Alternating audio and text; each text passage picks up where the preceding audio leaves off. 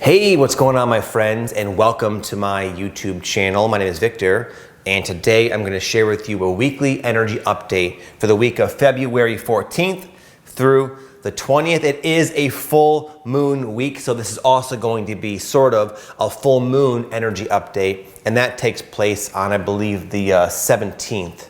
Number one, something I bet all of you are feeling, or maybe have felt, or will feel in some way this week, is yourself adjusting to a higher frequency. Right now, it's almost as if your body, your nervous system, your psyche is adjusting to a higher octave, a higher vibrational frequency. Like your body's getting to where it can handle more energy. And we have a way of regulating what we feel is a normal amount of spiritual energy. And anytime we get beyond it, most of us have sort of unconscious ways of dispersing it. Because when we have too much energy, too much spiritual energy, even though it's good, spiritual energy you could look at the same as love. We're becoming able to handle more love, and yet, because it's new, it can be uncomfortable. This just popped in my head. A good friend of mine, Aaron, during a plant medicine ceremony one time, he wanted to go into love. That was like his intention. And he said the ayahuasca came in and filled him with so much love that it literally scared the crap out of him. He was terrified. It was too much love. He couldn't handle it. Now, that's not happening. What I'm saying is that we're adjusting. And even though what's happening is we're adjusting and being able to handle more love, more of ourself, more of our soul, initially as we transition, you might feel a little anxious. You might feel more anxiety. Just a general like uneasiness. You also might have shadow aspects kind of coming up. Maybe more than one, several might be coming out from time to time to kind of accompany this generalized unease and anxiety. But it's not a bad thing. It's an adjustment period. And we've been literally doing this for many years. And where you're at now would have completely freaked out your former self a couple of years ago. A couple of years ago, you would not be able to handle your current normal. But we are going higher. And we're taking kind of a big spike, where we're kind of taking a big leap here vibrationally. And it's good, but we're adjusting. I went through a period where I was on vacation recently with my wife in Mexico, and there wasn't a care in the world. We're sitting on the beach, relaxing, and we don't do this often enough, so it was really appreciated. And yet I was having one of those days where I felt like on vacation, I was going through like a dark night of the soul. I had all these like insecurities I would feel when I was in like high school with girlfriends, like the type of like social anxiety, you could say. I was feeling that with my wife of 15 years. It made no sense. I'm comfortable with her. I'm confident around her, but I felt like a little schoolboy. It's like big time. And I was like, man, why do I feel this way? I can't shake this anxiety, this lack of confidence. That same day, I got an email from my 12-year-old daughter's teacher saying, Maya has been told repeatedly to turn in this big assignment. She'll fail if she doesn't. It's due tomorrow. And I was like, oh, that. I was like, oh my God. All these like little mini triggers were just falling into my lap, even as I tried to escape on vacation, resulting in all these like deeper feelings being kind of processed up in my system. And it was extremely uncomfortable. But the next day, I woke up and I did a little meditation, and I felt all of that energy leave my body. And then I was left with a deeper feeling of like spaciousness and peace and neutrality. So if you find yourself how I was feeling the other day, don't worry. You literally are just adjusting to a higher frequency. So my friend, it's important at this time to simply be patient with yourself. To treat yourself like you're in recovery. You're in recovery from being lost in the earth game, being lost in karma, lost in unconsciousness.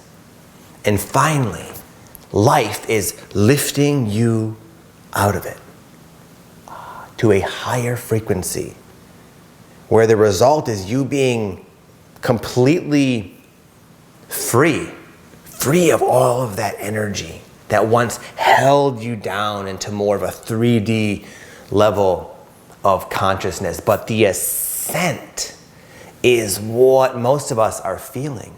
And it's an adjustment.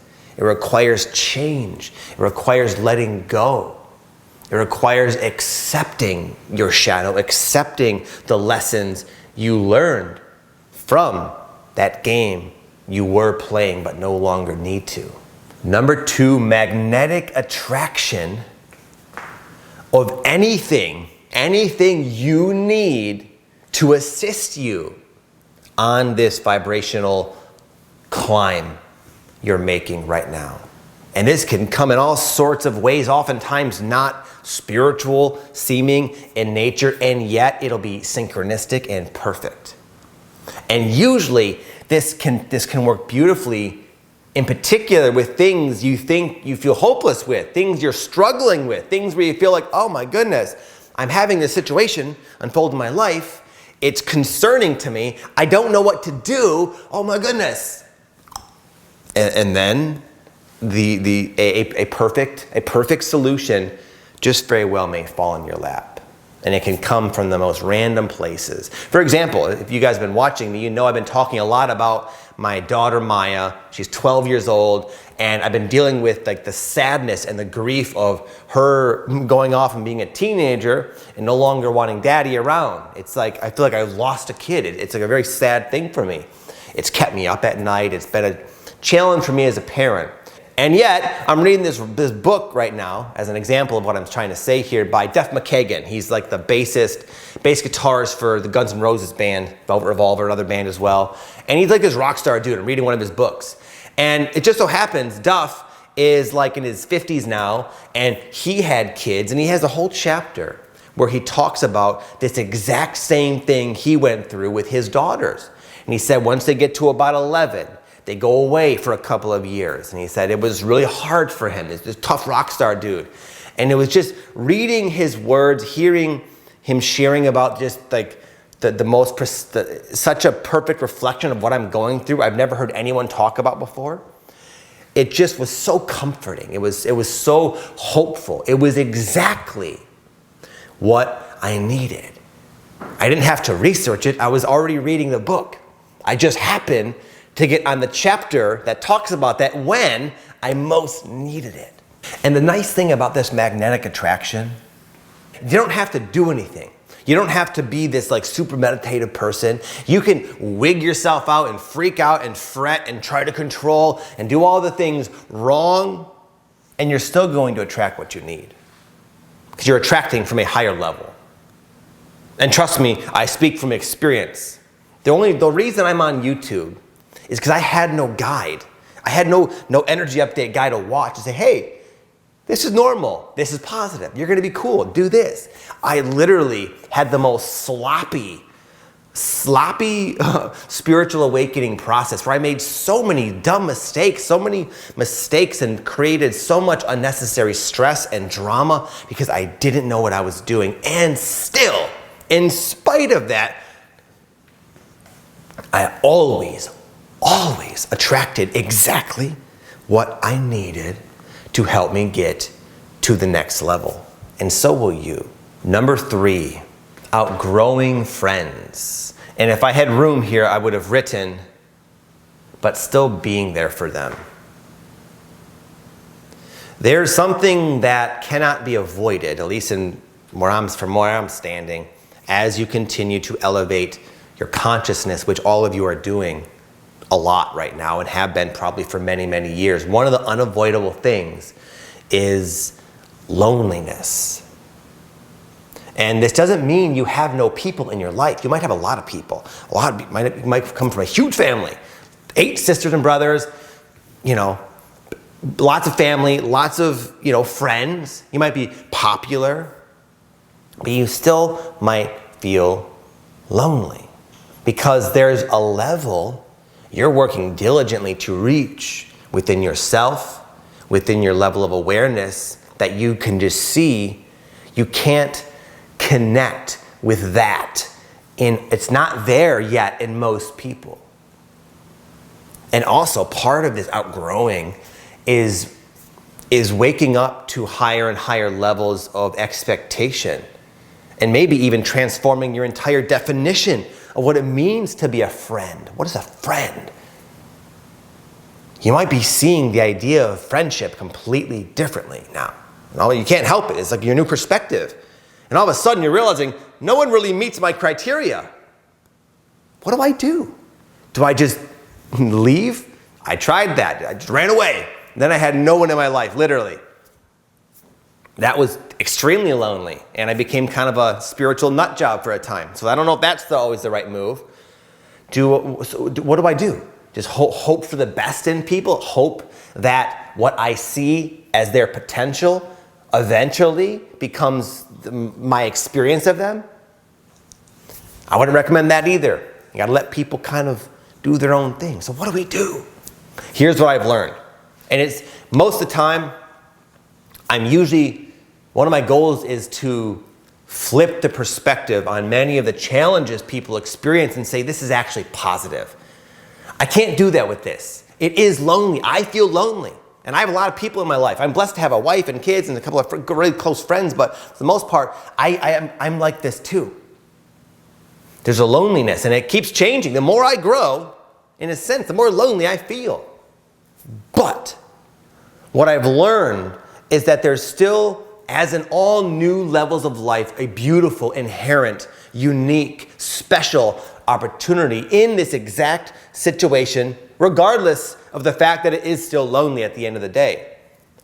And I didn't write it down here, but you can be there for people.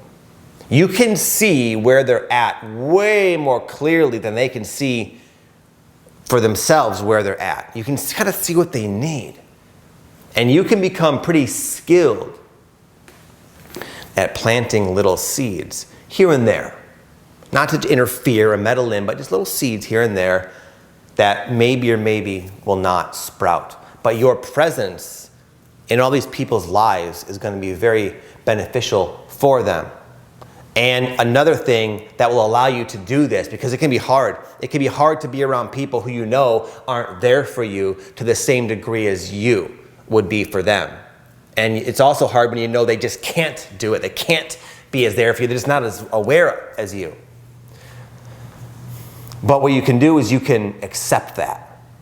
You can have compassion for that level of consciousness they're at. And you can still learn from them. There's a lot to be learned from everybody. And the people in your life that really drive you crazy, that really get under your skin, those are your teachers.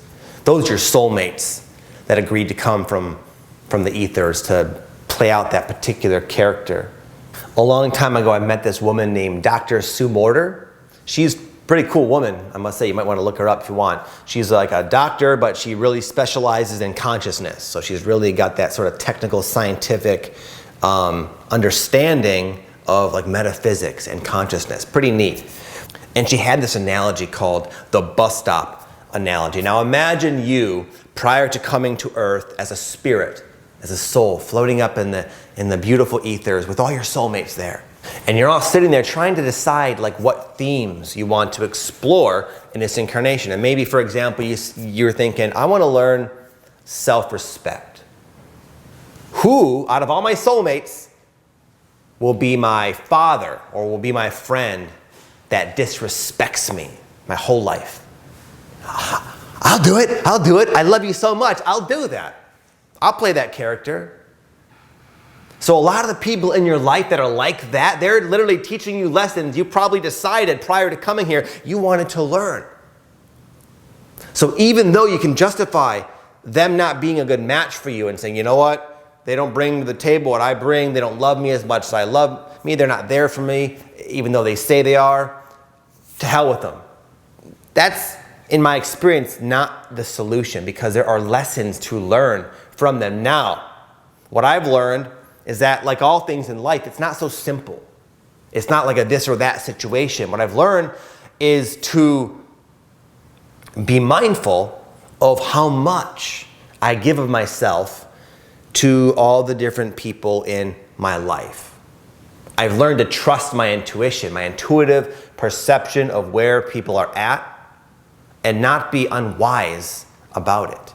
I've learned to be more calculated. Okay, there's this person in my life, they're an acquaintance, we'll say. I'm not going to give them all of my energy, but I can be there for them. I can have fun with them, and I can still, most importantly, learn from them, especially if they're ticking me off. There's a lesson there. There's a lot of things going on in the world, and I don't like a lot of them, but I don't find myself staying up awake ruminating about every little thing.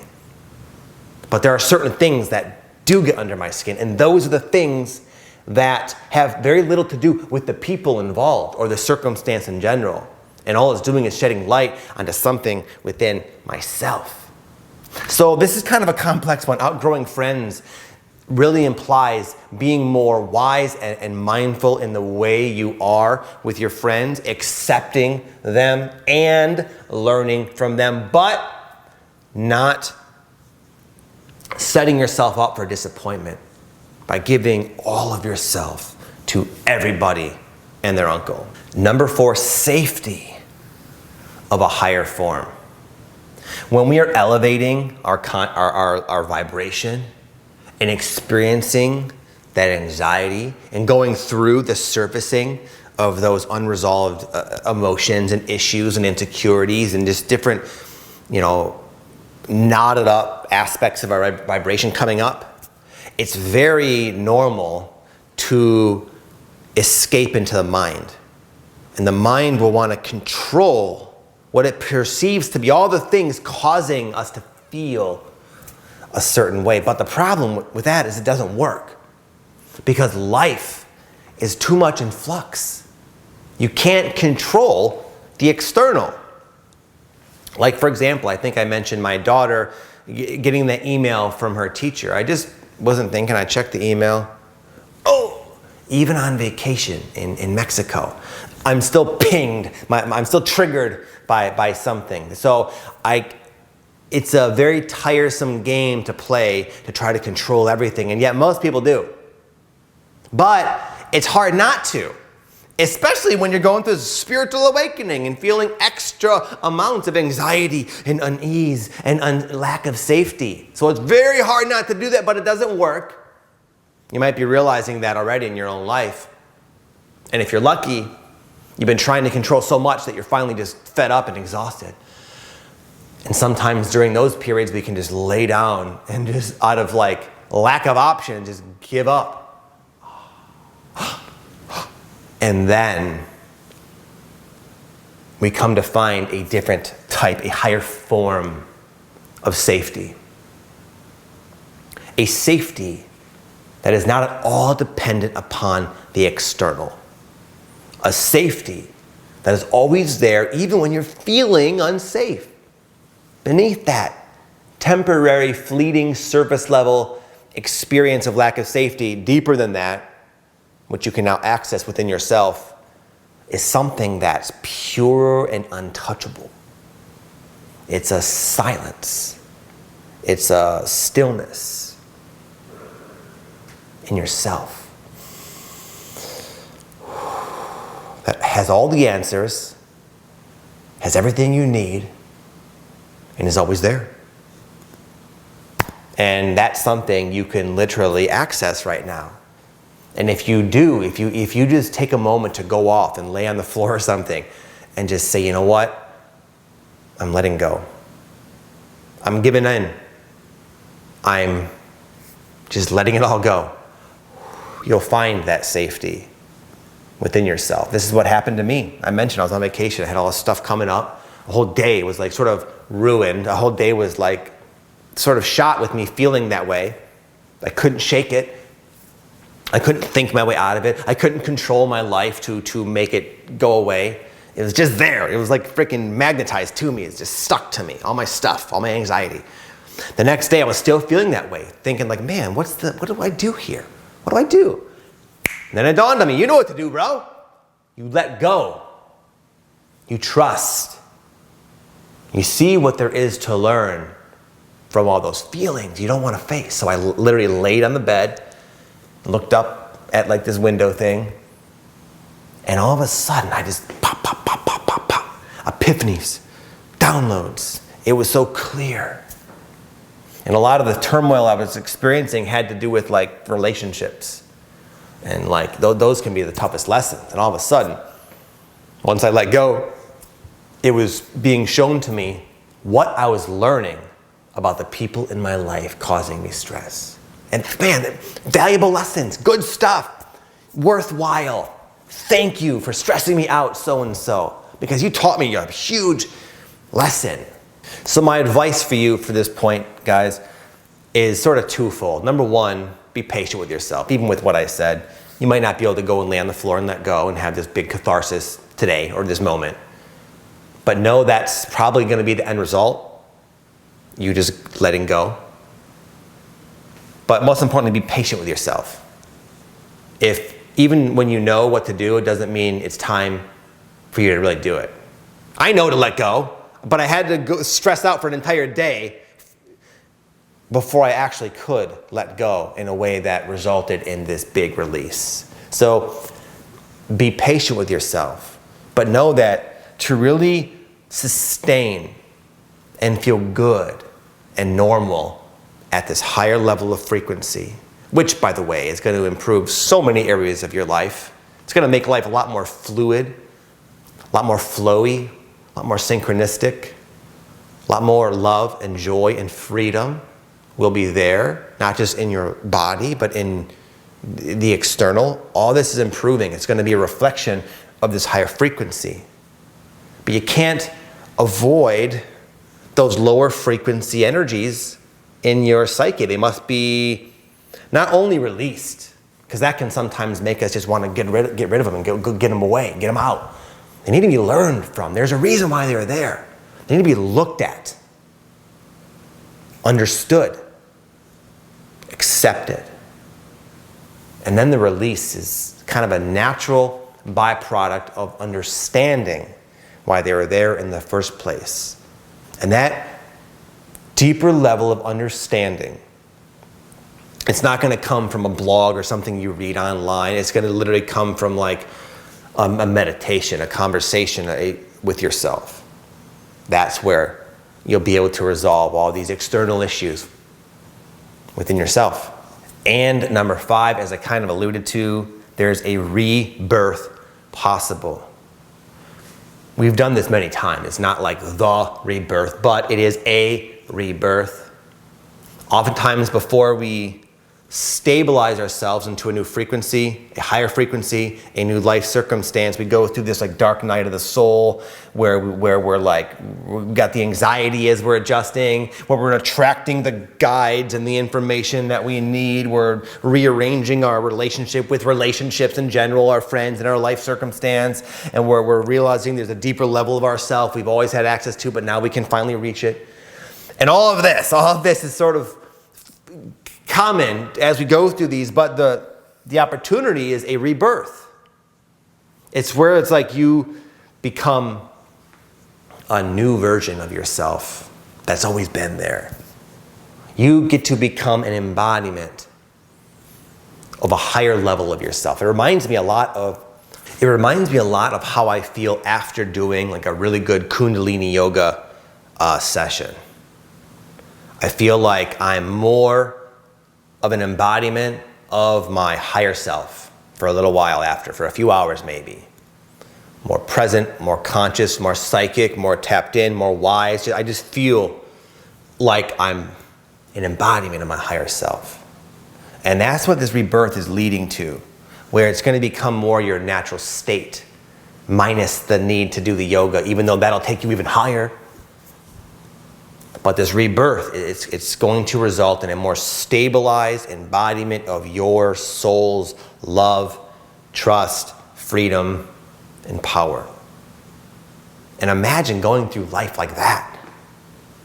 It's almost, I can't really talk about it because it really is a total paradigm shift that encompasses all areas of your life.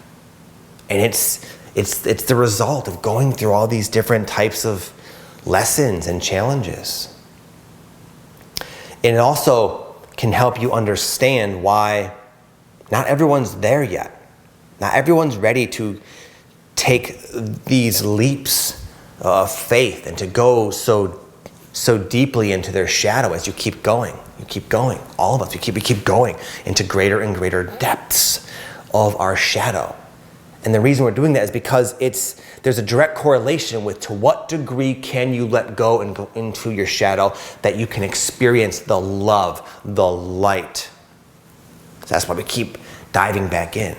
And you've been doing it so long that right now we're taking a plunge into the shadow. We're bouncing back anew. But it's no wonder not everyone is able to do that. I can see. I don't know how the hell I keep doing it. It just keeps happening, unfortunately. It just keeps happening. But anyway, it's part of it. You are going to a higher level. You have a very big purpose for being here, even if it doesn't mean anything in particular. There's a reason why you're going into this now.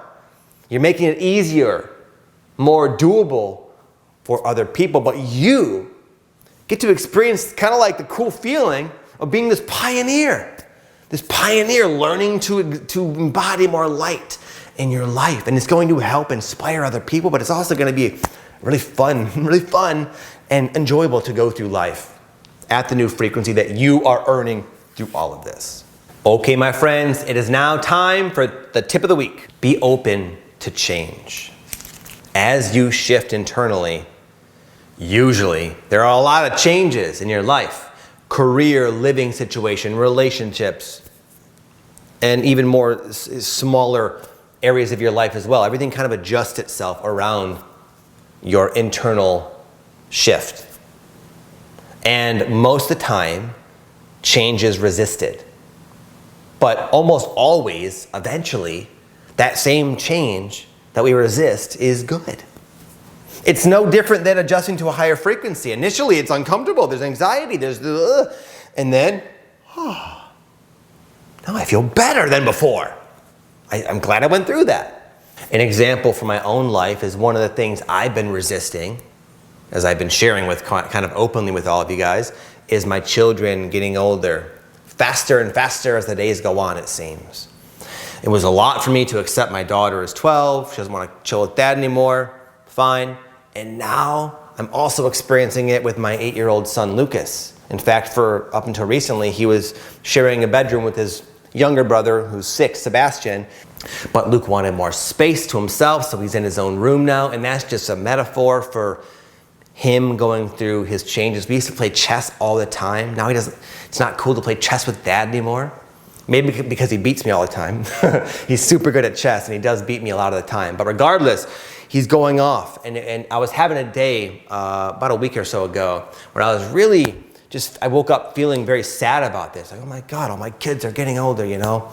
And it was just really hard emotionally on me.